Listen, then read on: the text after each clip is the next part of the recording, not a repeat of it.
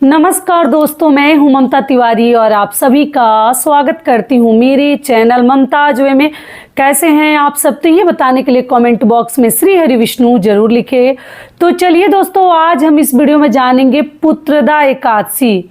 पुत्रदा एकादशी का व्रत हमें कब करनी है, एकादशी तिथि कब से प्रारंभ हो रही है, कब समाप्त हो रही है, पारण का शुभ मुहूर्त क्या है, शुक्ल शनिचरी एकादशी का व्रत कैसे करें। दीदी आप लोगों का प्रश्न भी है, गुरुवार का व्रत करते हैं, शुक्रवार का व्रत करते हैं, शनिवार को शनि प्रदोष व्रत है, तो हर प्रकार के व्रत कैसे करें। इसी प्रकार के बहुत सारी महत्वपूर्ण बातें 10वीं से लेकर द्वादशी तक के संपूर्ण बीच के नियम विधि आज हम इस वीडियो में जानेंगे।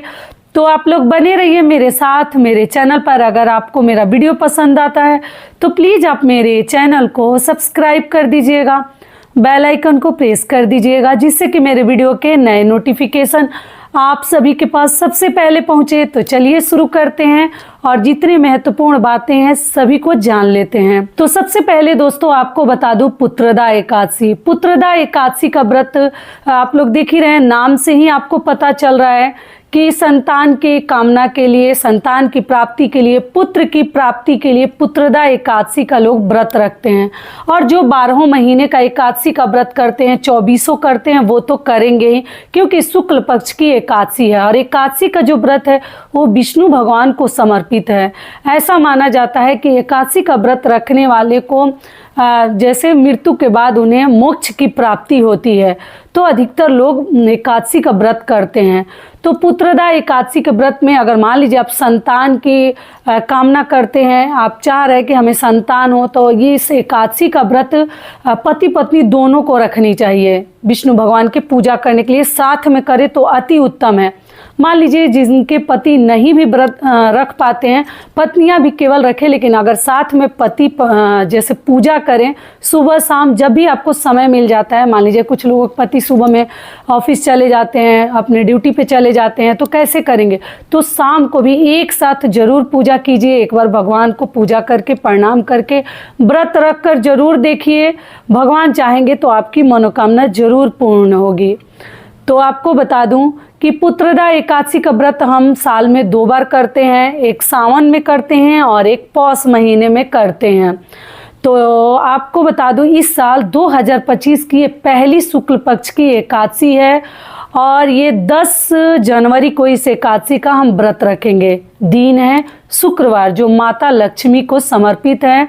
आप लोग को मालूम है कि लक्ष्मी माता का दिन है शुक्रवार का दिन, तो आप लोग एकादशी का व्रत रख सकती हैं। एकादशी से एक दिन पहले हम 10वीं तिथि के नियम का पालन करते हैं, जो कि गुरुवार के दिन पड़ा है। तो जो लोग भी गुरुवार का व्रत करते हैं, अगर आप व्रत स्किप करना चाहते हैं, छोड़ना चाहते हैं, तो आप लोग छोड़ सकती हैं। नहीं करना चाहती हैं तो आपको मीठा भोजन उस दिन करनी है। ऐसे भी जो गुरुवार का व्रत नहीं रखते हैं, उन्हें 10वीं के दिन शुद्ध सात्विक भोजन ही करनी चाहिए। मसूर की दाल, लहसुन प्याज की सब्जी वगैरह नहीं खानी चाहिए और लौकी की सब्जी वगैरह खाते हैं, जो कि हर एकादशी व्रत में, मतलब मैं आपको वीडियो देती ही हूँ, अधिकतर लोगों को तो याद ही हो गया होगा, फिर भी बता दे रही हूँ।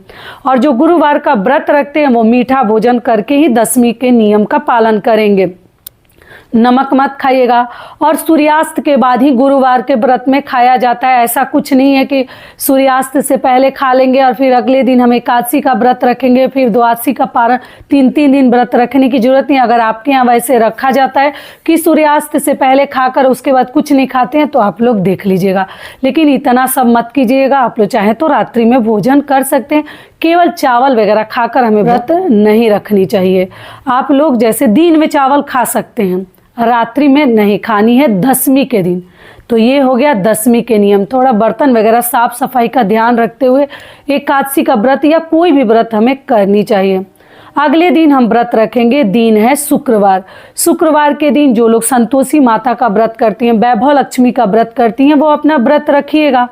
और दोनों व्रत में अनाज खाते हैं, एक समय मीठा भोजन करते हैं, लेकिन आप लोग मत कीजिएगा, फलाहारी पे ये व्रत कर लीजिएगा, कोई दिक्कत नहीं है। साबूदाना, मूंगफली, चाय और भी जो फल फ्रूट आप चाहें खा लीजिएगा और खाकर आप लोग पूजा पाठ करके विष्णु भगवान की और सुबह सवेरे जितना ही पूजा करें उतना ही अच्छा है, लेकिन अपने स्वास्थ्य को ध्यान में रखते हुए थोड़ा देर भी हो जाएगा तो कोई दिक्कत नहीं है। अच्छे से स्नान ध्यान करके ब्रह्म मुहूर्त में हो जाता है 6 बजे 5 बजे तो कर लीजिए, नहीं तो 8:30 8 बजे तक आप लोग पूजा 9 बजे तक कर लीजिएगा एकादशी की। ठीक है, पीले चीज़ों का प्रयोग करना है, जो भी चाहे आप लोग पीला। और शुक्रवार का दिन है तो अच्छे से सज संवर जाइएगा। मान लीजिए पूजा के समय नहीं भी सज संवरते हैं तो अब बाद में भी पैरों महावर वगैरह लगा लीजिएगा। एकादशी व्रत में लगाया जाता है, सिंदूर वगैरह सब आप लोग लगा सकती हैं। ठीक है, ये क्लियर हो गया। और एकादशी के दिन हम किसी भी देवी देवता को जैसे अन्न का अनाज का भोग नहीं लगाते हैं, इस बात का ध्यान रखिएगा। फल फलाहार का भोग लगाइएगा। तुलसी जी को जल नहीं देते हैं, जल नहीं सींचते हैं, क्योंकि तुलसी माता व्रत रखती हैं। और जैसे मैं वीडियो डालती हूँ तो कुछ बहनें जो हैं वो देखती नहीं हैं, और सुबह होते ही आप लोगों का कमेंट आने लगता है, दीदी बहुत बड़ा पाप हो गया तो हम डाल दिए तो गलती हो गई। तो देखिए, गलती से हो गया तो चलो ठीक है, आप लोग इतना मत घबराइएगा, लेकिन कोशिश कीजिएगा कि गलती ना हो। क्योंकि एकादशी के दिन तुलसी जी के जड़ में हमें जल नहीं सींचनी चाहिए, जल नहीं देनी चाहिए। दूर से आप लोग धूप अगरबत्ती दिया बाती सब कर सकते हैं, लेकिन हमें जल नहीं डालनी चाहिए, इस बात का आप लोग ध्यान रखिएगा। ये क्लियर हो गया। अब चलिए आगे द्वादशी के दिन के सभी नियम जान लेते हैं। और आप लोग पूछे हैं कि दीदी सुख शनिचरी है तो क्या करेंगे। तो देखिए, सुख शनिचरी एकादशी का व्रत पहली बार नहीं करनी चाहिए, और जो करते आ रहे हैं लगातार कंटिन्यू वो कर सकते हैं, कोई दिक्कत नहीं है। केवल आपको ध्यान क्या रखनी है, पारण का शुभ मुहूर्त मैं आगे आपको बताती हूँ। आपको ध्यान रखनी है, सुबह सवेरे उठकर फिर से विष्णु भगवान की पूजा अर्चना कर लीजिए, और करने के उपरांत आप गंगा जल और जैसे तुलसी पत्र अपने मुख में डाल लीजिएगा तो आपका पारण हो जाएगा। और मान लीजिए भोजन आपका नहीं तैयार है तो इसके लिए बताई हूँ, जब पूजा सुबह में आप लोग 6 बजे 5 बजे कर लेती हैं तो वो कर लीजिएगा। और भोजन बन गया है तो भगवान को भी भोग लगा सकती हैं और खुद भी आप लोग खा सकते हैं। तो उसके पहले आपको क्या ध्यान रखनी है, कुछ न कुछ दान जरूर कर दीजिए। अनाज का दान भी आप लोग कर सकते हैं, या अनाज देने का कहीं जगह नहीं है तो पैसे का भी दान आप लोग कर सकते हैं। एक एक चीज़ें ध्यान से थोड़ा समझते चलिएगा, ठीक है, कि गलती ना हो। उसके बाद से कुछ लोग शनि प्रदोष का व्रत रखते हैं, तो जिनको शनि प्रदोष का व्रत करना है वो अनाज नहीं खाएंगे। जैसे प्रदोष का व्रत महीने में 2 बार करते हैं, शुक्ल पक्ष की और कृष्ण पक्ष की दोनों करते हैं, तो आप देख लीजिएगा जो करते हैं उस दिन अनाज नहीं खाएंगे। तुलसी पत्र और गंगा जल से अपना आप लोग व्रत खोल लीजिएगा और फल फलाहार खाकर रह जाइएगा।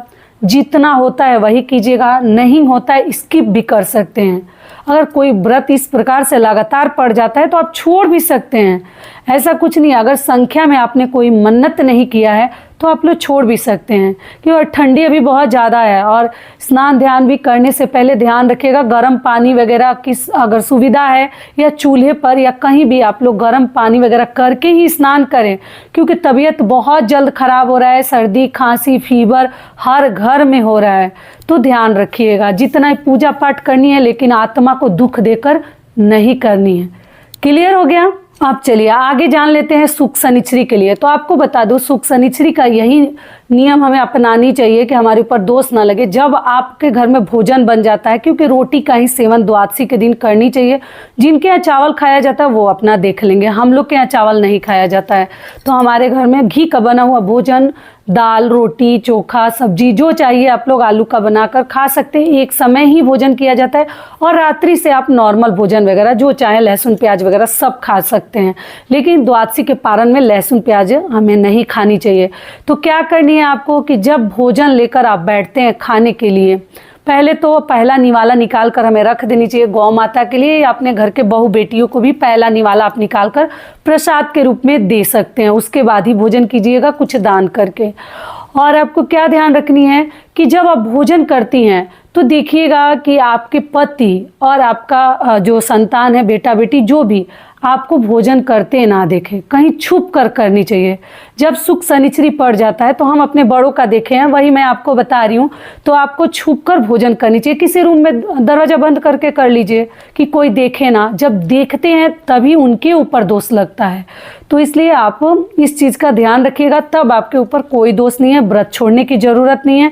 ये भी मैं आपको समझा दी। तो आशा करती हूँ जितनी बातें एकादशी से संबंधित आप लोग बहुत दिनों से वीडियो बोल रही थी कि दीदी पुत्रदा एकादशी के लिए वीडियो डाली है, तो अभी काफ़ी दिन था इसलिए सोची कि आराम से डालूंगी।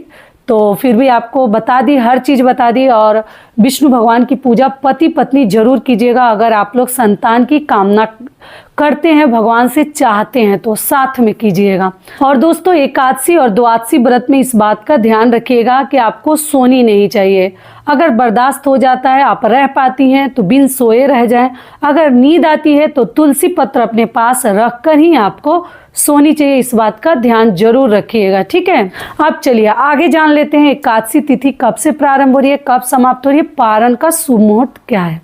तो आपको बता दूं, एकादशी तिथि प्रारंभ हो रही है 9 जनवरी 2025 को दोपहर में 12:21 पर, और एकादशी तिथि समाप्त हो रही है 10 जनवरी को सुबह में 10:19 पर। ऐसे में उदया तिथि को ध्यान में रखते हुए 10 जनवरी को पौष पुत्रदा एकादशी का हम व्रत रखेंगे। दिन है शुक्रवार।